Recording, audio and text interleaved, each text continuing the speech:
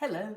Lots of people are talking about matching whiskies to cheese, so I thought I'd share with you a few thoughts about this.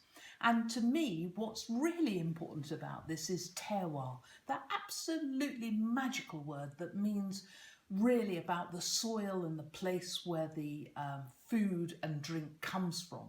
So in this instance, I'm choosing to use some Mull of Kintyre extra mature cheese. Now this is available in all co-ops, I think, nationally, and probably in many other stores. And I first came across it when speaking at exhibitions for a major supermarket company. And we started to use this a lot because it was probably one of the first really available, readily available creamery cheeses. So look, don't do this when you go out to dinner, but this is how we judge a firm or hard cheese.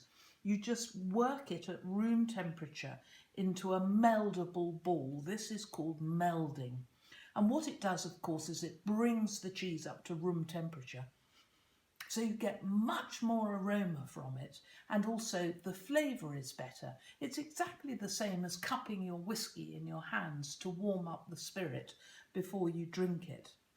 And so what's amazing about the extra mature Mull of Kintyre Cheddar is that it has a slight graining in it, almost like a Grana Padano cheese, like a Parmesan, and this comes from its maturity.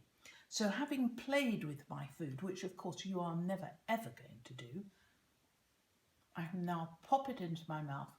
And some people say that to get the maximum flavour from this, you should have your head back and, your whole sort of passage down open up, but that's not really necessary.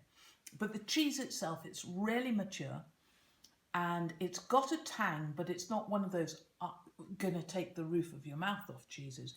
It's very full flavoured, it's buttery, the finish is really rich, and it's just going to go brilliantly with my whiskies, which I have chosen from Campletown and the Kintyre Peninsula to go with this.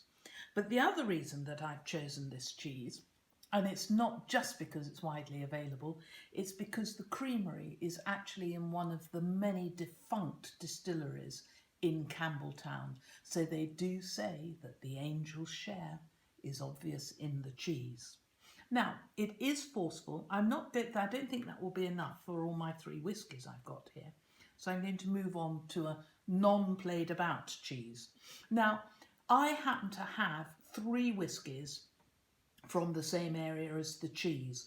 What I suggest you do is choose yourself 3 whiskies which are all very different, and then maybe stick to this cheese or get another one that you really know well and see what the cheese brings to the whiskies as well as what the whiskey brings to the cheese. So this is the Springbank 15-year-old, a core expression from the Springbank range. It's deliciously light, it's slightly salty, it opens out with loads and loads of fruit. And if I say it's light, I don't mean that it hasn't any gravitas, because it certainly has. But this is such a forceful cheese, I really wonder how the two are going to work together.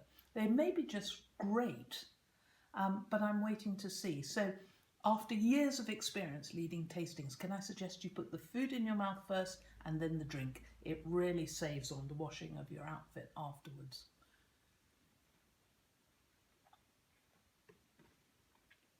Now, work that on your palate the same as you do with the whiskey.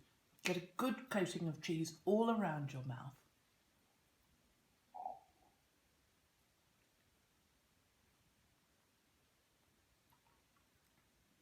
Now, what's happened with that is absolutely fascinating. The cheese has brought out the sweet, slightly vanilla-y notes from the whiskey. Yes, there's pepper there on the finish, but I was afraid that the cheese was actually going to dominate that whiskey, and in fact it hasn't at all. They've worked really, really well together. I suppose I better go on and try another whiskey. There's nobody else here, so I guess it's all down to me. So the next whisky that I'm going to taste is the Long Row 18-year-old. You'll see a full tasting video about both of these on my website. So I'm just going to see how this one works. So again, on with the cheese. Now the Long Row is more forceful and peated. So, oh dear, I swallowed the cheese. Can't get this off.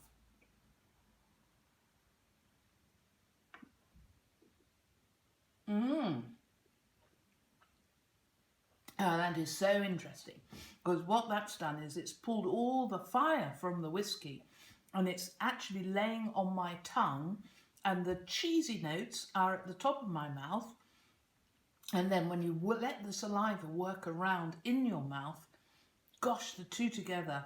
If you're somebody who actually sort of strays towards chilies and things like that, that combination will be absolutely fantastic. So we've gone from a lighter, non-peated or lightly peated whisky, I should say, sorry about that, lightly peated on the Springbank to a fully peated in the Long Row. And the two offer up a very, very interesting and different experience from this cheese. I haven't had dinner yet, so I'm just really enjoying this cheese. Now my last whisky actually is really interesting. It's 15 years old and it's not from a Springbank distillery. It's from Glen Scotia, who are also in Campletown. But William Cadenhead, the independent bottler in Campletown, have bottled this release. It's all sherry cask maturation. It's 15 years old, but they've done the playing, they've done the creativity, they've moved outside the prescribed recipe and are going to put their own stamp on this whisky. And the nose is much, much bigger, but much more sherried than either of the other two. Again, in with the cheese.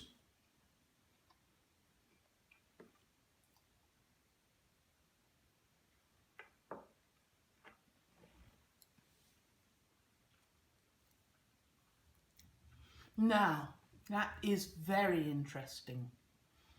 The whisky dominates at the end. It's the whisky that's still in my mouth. The cheese has added a creaminess, but the whisky itself has totally dominated the cheese. Absolutely fascinating, because with this Glen Scotia, the Cadenhead's bottling of it, what I always get is huge pepper at the end and almost dried chilli. If you're a chilli head, you'll know the difference in flavours between dried and fresh. And that dried chilli lingers with the pepper for me in that. And that really dominates the cheese, although it is a fabulous and strongly, fully flavoured cheese. So, which of these am I actually going to recommend to you? Well, it's all such a matter of personal taste. And if you get yourself some cheese, really explore that, and then get 2 or 3 of your favourite whiskies out of the cupboard and just enjoy experimenting with them. The Cadenhead's Glen Scotia finish, does it honestly work? I'm not sure that it does, but I have a very clean palate afterwards. But actually I'm not really tasting anything that's lingering, which is always sort of a bit of a negative for me. The Springbank and the Long Row each contributed something to the cheese. I think I have to say that the Long Row is probably the best, but the Springbank, with its lightly peating, it really stood up to the cheese much better than I ever thought it would. So, play this at home. Everybody can do it, well, providing you're old enough to drink the whisky, of course. And as I say, find your cheese to do this with first, get to know your cheese, and then add your whiskies. And it's a great way to spend 5 or 10 minutes. See you next time.